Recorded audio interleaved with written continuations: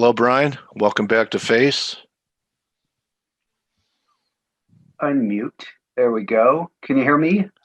I could hear you, and Fantastic. I want to thank you for this, buddy.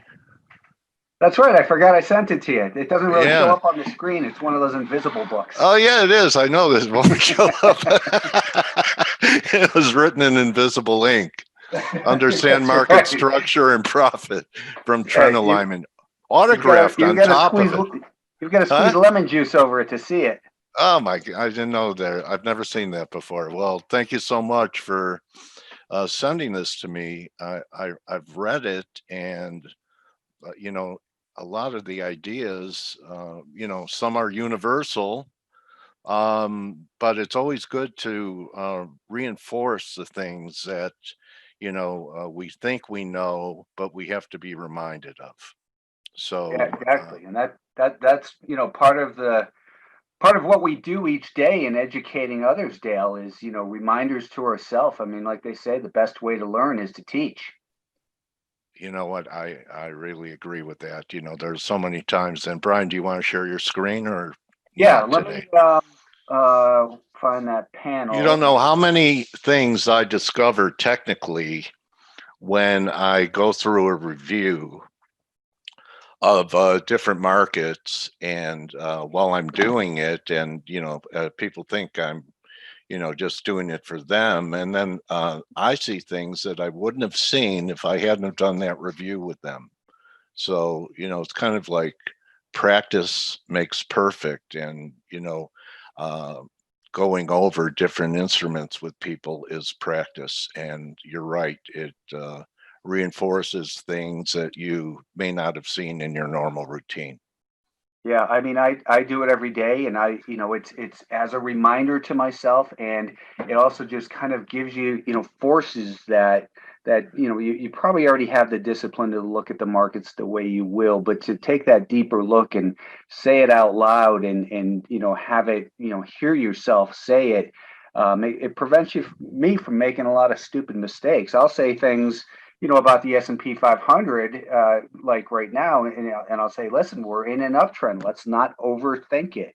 It's higher Right. highs and higher lows. Let's not try to capture. So my time frame, Dale, I think is that of a swing trader, and one of the main things that I look at is, here we're looking at a 15-minute time frame, and this orange is simply a 5-day moving average, and I have that 5-day moving average on my 30-minute chart, and on my 65-minute chart, and generally I look at it as, while we have a rising 5-day moving average, it's innocent till proven guilty. As it starts turning Like that. sideways, we're neutral, innocent, neutral, and then here we're undergoing some consolidation, profit taking. It's guilty till proven innocent.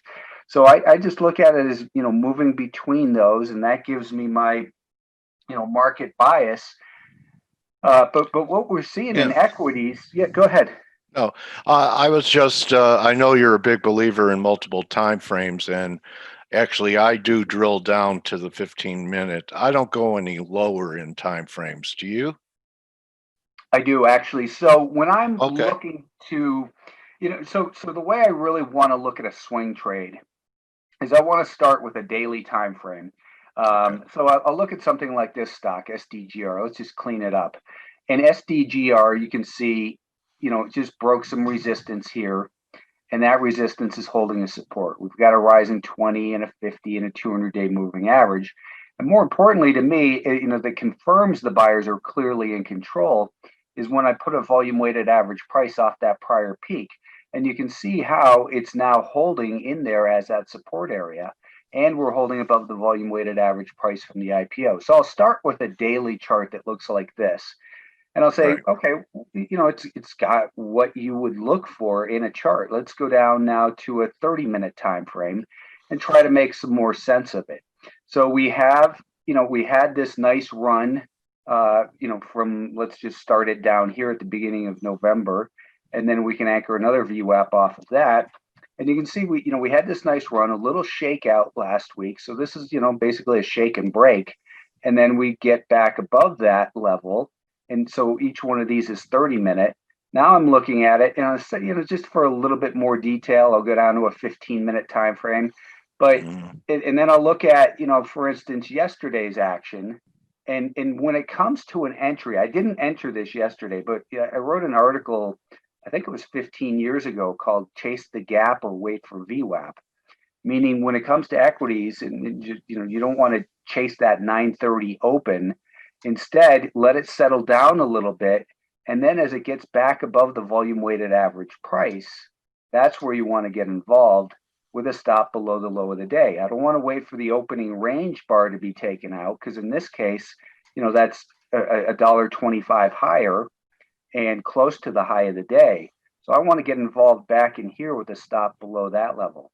Yesterday, we closed below the volume weighted average. You can see the volume weighted yeah. average price held as support, and then we closed below it.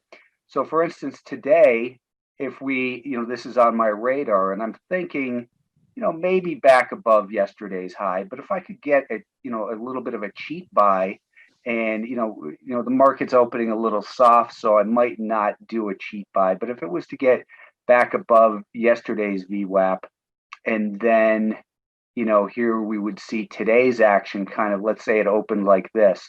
I would do the same thing. I would wait. Maybe it comes down and holds that 2-day volume weighted average price. And then I want to be a buyer as it gets back above today's volume weighted average price right here.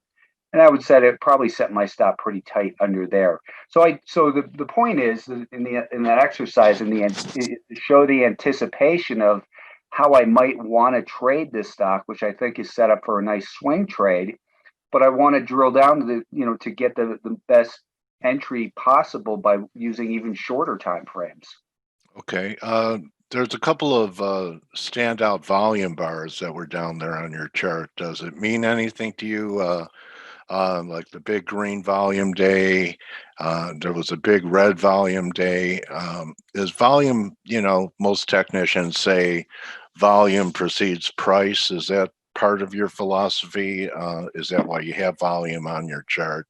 Or is it just decorations? No, it's kind of decoration. Truthfully, I mean, so the way I look at it, Dale, is it's about the volume weighted average price, which is Okay, consistently VWAP above. much more important than pure volume. Yeah, exactly, because it tells Okay, us the actual who's in control from any certain point in time. So for it, I generally though want to see an increase in volume with price activity and diminished as it consolidates. I mean, that's the general what we're looking for. The problem with big volume bars and that sort of thing is volume tends to peak at the turning points that the biggest volume days typically occur right at the top, and you can see that's the case in both of these days. So a lot of people will hang out waiting for volume, and then they're like, well, that's the biggest volume, let's get involved up here. And it's like, come on, look where the stock came from, and now you're being liquidated into. So what I would rather do is look at a stock like Solo on this 30-minute chart, and you can see okay, what I have drawn in here. I've got a volume weighted average price from the beginning of November and then off of this peak. So when I place one off that peak, it tells me the volume weighted average price from that point.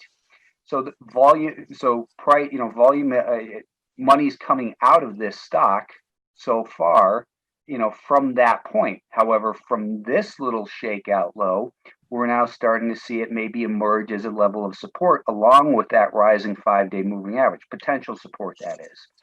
So my plan for this stock today is if we get it back above this little level, my stop will go just underneath the conjunction of that 5-day moving average and that volume weighted average price, because it tells me the average participant from this shakeout low starts losing money underneath that level, and the average long might start to press underneath that level. So if I can get involved up here with my stop underneath that level as protection, I'd be looking for it to potentially run up to the volume weighted average price off that peak. And you can see I already drew this in. yeah, And I'd be looking for the potential that, maybe it slows down at that volume weighted average price and digests, maybe gets a little shakeout, and then starts to run again. So price, volume, and time are the components of volume weighted average price. and it is, of course, volume weighted. So it tells me the psychology. I kind of view it as, the best sentiment or psychological indicator there is, because it can tell me factually from that high point what's the average price that people have paid for the stock or shorted it at. So I know that's where there's likely to be price memory, because that's Yeah. where the average price transacted. Yeah, so the VWAP, I just thought of it as a way of pulling market memory, which is from the left, and pulling it to the right to make it part of what's happening now. Instead of pivots that a lot of people use, the VWAP is kind of your way of showing market memory in current market um, action. Is that correct? Definitely. Yeah, yeah. And Okay. so another thing, Dale, is I'll use, I do use, the traditional, these people call them floor trader pivots, Yeah. just because when I get on a stock like this, I'll, I'll, I'll, I'll, I'll try to get involved, pretty aggressively to start. So I might look at it and for instance, get involved above this little level right here, and then maybe sell some to the breakout buyers. Or if it runs up to, you can see I've got the pivots on here. A lot of times, Yeah. daily R2 will stop these things in their tracks. So I typically sell a third up near daily R2 for the session.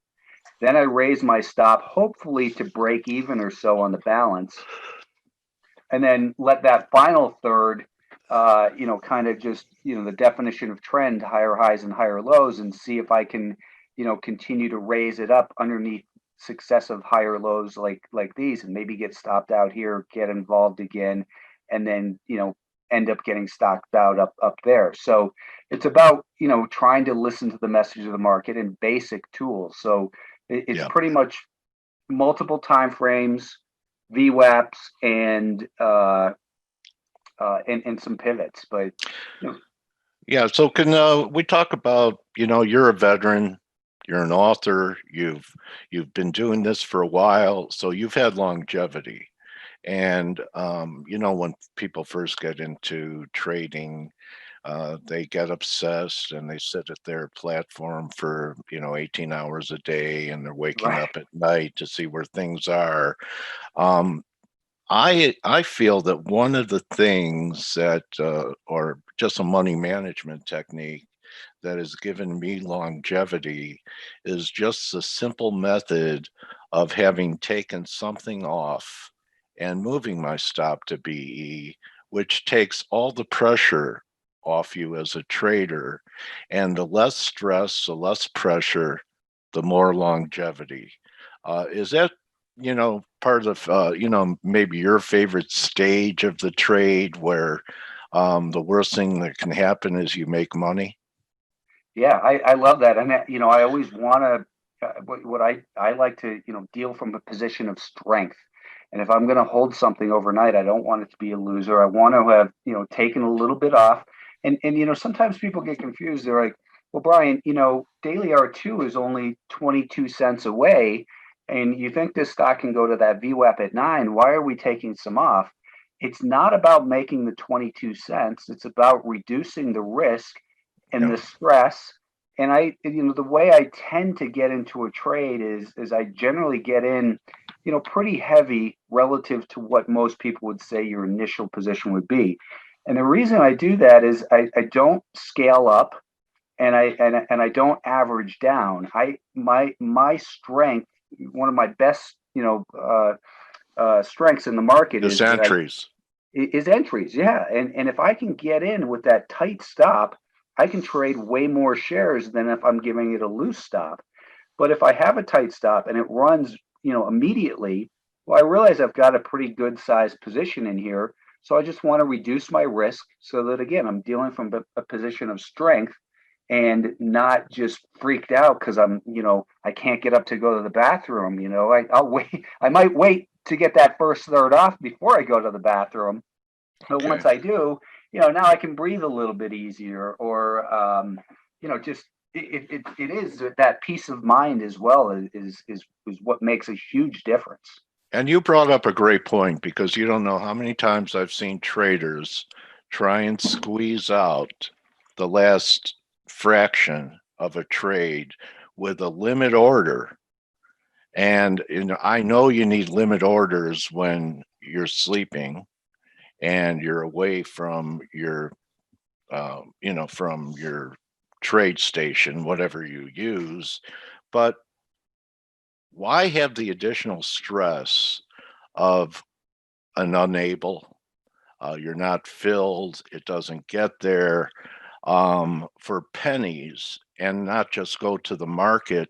And I don't know about you, but I also feel that way about my entries. If I like the trade, it doesn't matter if I have to pay up a little to be in the trade. I'd rather know that I'm in the trade, and maybe I'm taking on a little additional risk because I didn't get the precise entry that I was looking for, but I don't have the duress of waiting to get filled and then potential opportunity loss if it works. And if it doesn't work, it's not that much more of a loss anyway. So I have this saying that limit orders can limit success.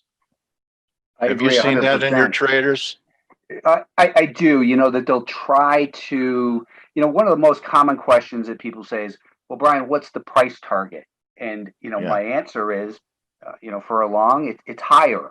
We have levels of interest. And I love that. I don't do it to be a smart ass or evasive, but, we have a level of interest on this stock at that VWAP. So, that's not my price target. It's a level of interest. I want to see how it behaves there and Yeah, maybe raise my stop a little bit, but it's up to the market to tell us. I look at it and say, let's focus on risk management. If we can buy right here with a stop pretty close by, 35 cents away, 40 cents, let's say, and it starts moving, well, we reduce our risk right here.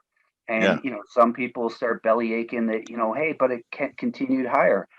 It's about the process. It's not about all the time making every penny, like you said. It's about running a business and not waiting. No one's that smart. And some people will say, well, Brian, do you ever, sell at that VWAP and then sell short? Of course not. No, it's in an uptrend. Why would I, try to halt it myself and, think I'm so much smarter than all this momentum? I would rather, just avoid it. If the stock's in an uptrend and I'm not involved, I'm not going to be the guy who tries to pick the top. I have been that guy, trust me, and it's yeah. been more. We all have, Brian. Yeah, Yeah, and you know what mistake I finally have overcome. I mean, it took a long time, but say for example, I'm looking for a short that's above the market. And in the old days, I'd have so much confidence that it was going to get to that level. I'd hear in my mind, Dale, you're looking to sell it up there. Why not just buy it and ride it up to where you want to short it?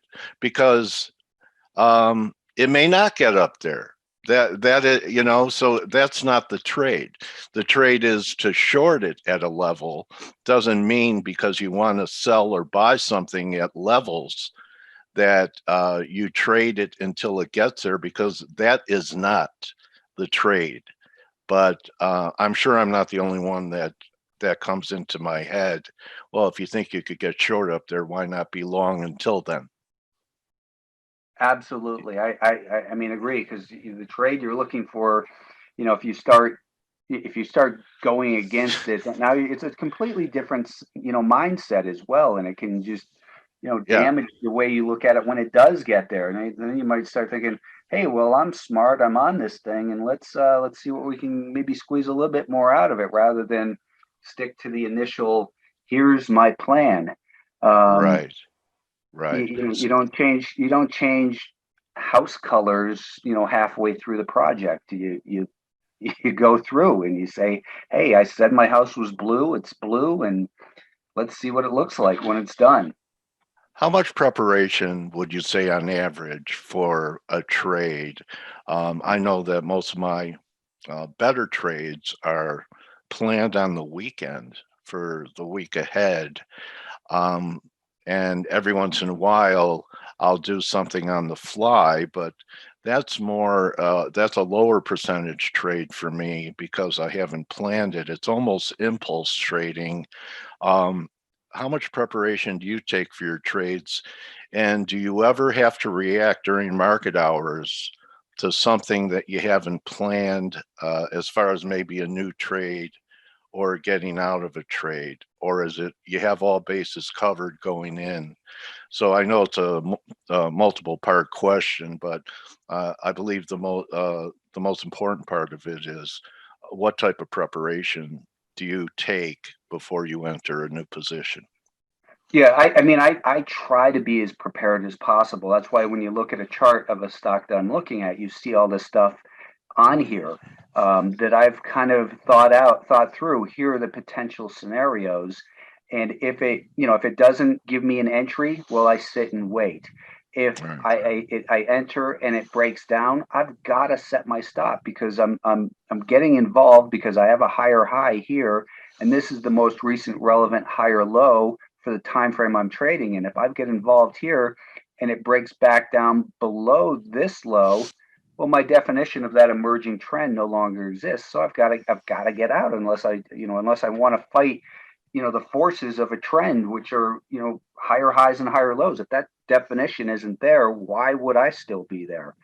So, the beginning of the day for equities, everything, the bell rings and, you've got to manage your open positions. You're looking at these stocks that you're stalking.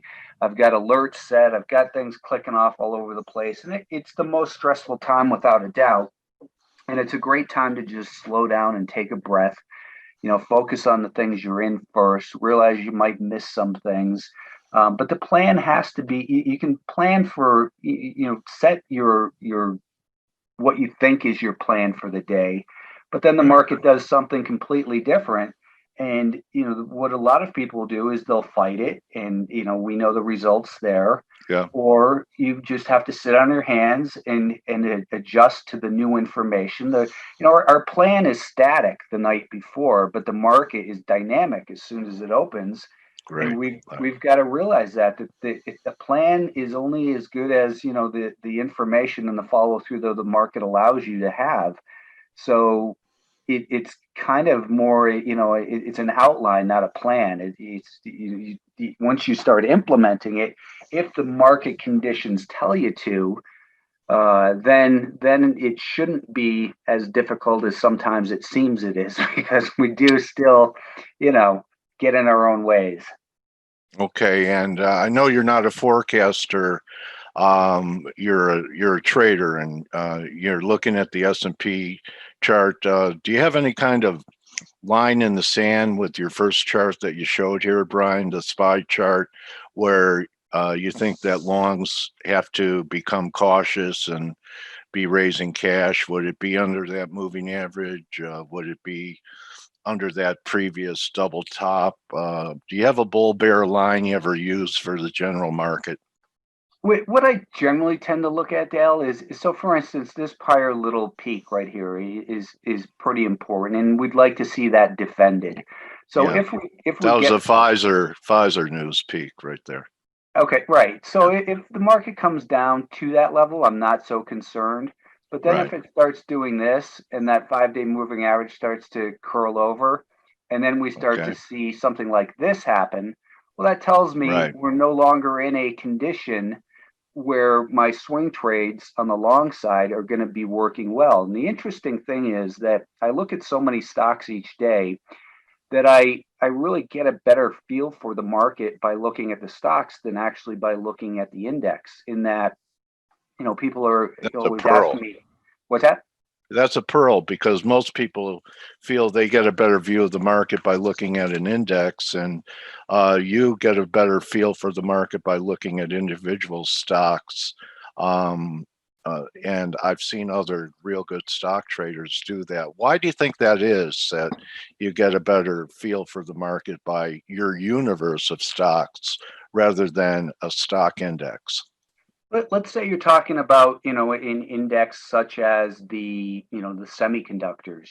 you're going to see, and the semiconductors are in this massive uptrend. But where do you see the strength first? Do you see the SMH moving first, or if you're looking at the components in the SMH, you're going to see that two or three of them start to emerge as leaders first, and then a couple other ones start to stop going down, and then 2-3 days later, as the SMH chart starts breaking higher, so for instance, you're going to notice the strength in a couple of stocks right in here. People are going to start recognizing the breakout here, and a leader might have gone from, might have made a 6% move already, and I'm in that, and the components lead the sector and the index. They can't move without it. I mean, now the futures, the S&P, of course, the futures market is so deep and liquid that the tail can wag the dog. But I think that just getting a handle, and as I've been telling my subscribers, listen, we've got this massive uptrend.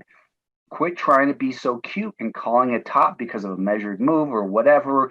Have levels of interest. There's nothing wrong with that. But if we're riding stocks higher, like this RYAM from 468, and it's still behaving well on this weekly and daily chart, we've got a third of this one left, and we're just raising our stop. Let's just listen to the message of the stock. If we get stopped out, we get stopped out. Our stop is currently right under here. Let's give it room, and not worry about the market so much. Let's focus on what are we doing in this stock. And I mean, here's a perfect example of why I look at a 5-day moving average. Right. Look at that. Hugs it. So how do you identify, besides a chart that shows strength? I'm assuming you want to be long relative strength leadership, rather than the ones that are being dragged along with the market. And how do you identify those to know, everything's trade selection to me? I mean, for example, you could be bullish semiconductors, and if you didn't do your research, you could choose the wrong one and not even make money. Yeah. You could be in Intel. I mean, look at Intel this year. Good example. Versus SMH. I mean, Intel's just a piece of garbage. It's just terrible. You don't buy, a lot of people get stuck. They want to buy name brands they've heard of, like Intel. And as a result, well, they're down pretty big money this year. The average price this stock is traded at this year is actually right at the 200-day moving average of 54. The average long is down 4 points in this incredible bull market for the semiconductors. So to me, the stock selection is about doing the homework and looking at a ton of stocks on multiple time frames and I want to anticipate the scenarios of what might happen and what could possibly be coming. So I'm looking at some of these EV stocks, and this is how I anticipate them. These are what I'm looking for to happen. I draw my little sketches in. So this stock, AXTI, here's a pretty darn tight consolidation, and we can see that better on the daily time frame. And a lot of people are looking to buy the breakout. I think it's more likely we're going to get a shakeout, maybe to the 20-day moving average first. So the people who are buying in this range, I think they're about to spit it out. It comes back up, and then the trade comes. So it's not just about looking at the chart, but anticipating, like, I've done this enough times where I, buy that breakout and get burned. So, if the stock does get above here, though, I could have my stop either underneath this little low or under here. I might take a half size position at this point with a pretty tight stop there, especially when I look at the market right now. The SPY and the AQs are down a little bit, Russell 2000, semiconductors. So right away, it tells me, don't be too aggressive from the start today. Let them settle down a little bit, and don't be the dummy who chases a gap open or in an individual stock. Just, sit on your hands a little bit first. A great instructional interview again, Brian. I really want to thank you for your time. And I recommend Brian's book, Technical Analysis Using Multiple Time Frames, for both the newer trader and the professional trader as a primer reminder. And you could find Brian on Twitter at Alpha Trends. And I want to thank you so much, my trading warrior brother. It's great to talk to someone that I learned from during a discussion, kind of like going over your charts, and you see things when you talk to people, contemporaries, and you find someone that has done it well for a while. You may not learn from the same experience, but you learn from the experienced, which you are, Brian. And Well said. Thank you. I appreciate that. I appreciate you being Likewise. here to edify our community, Brian. Thank you so much. Thanks for having me on, and trade well. And I hope you and your loved ones remain untouched from the invisible enemy, and you have a great holiday season despite all that. Glad to know you. I'm glad our paths crossed. Me too, Dale. Thanks so much. All right, buddy. Everyone, okay. Brian Shannon, and get his book and follow him on Twitter. And there's a lot of knowledge there. So that's going to be a wrap for our Turnaround Tuesday, everybody. And we'll see everyone tomorrow. Good hunting the rest of the day. Don't just count your shares, count your blessings, and we'll see everyone tomorrow. You're welcome. You're welcome. A lot of people saying thank you to you, Brian. Adios.